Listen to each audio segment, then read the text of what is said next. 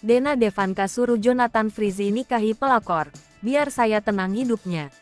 Perceraian Dena Devanka dan Jonathan Frizzy dibumbui dengan hadirnya orang ketiga.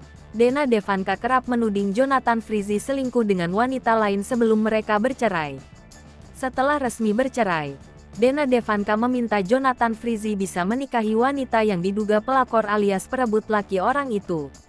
Bagi Dena, perceraiannya dengan Jonathan Frizzy akan sia-sia jika mereka tak meresmikan hubungannya.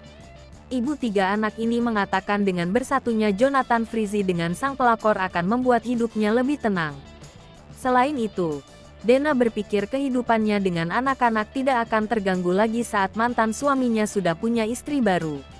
Dena Devanka doakan Jonathan Frizzy dapat jodoh yang lebih baik.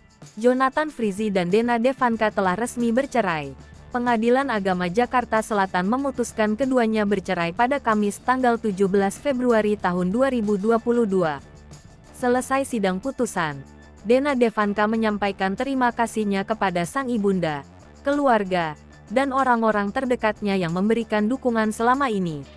Tak lupa, Dena juga berterima kasih kepada keluarga sang mantan suami. Selain itu, Dena juga mendoakan Jonathan Frizzy agar mendapatkan pasangan yang lebih baik.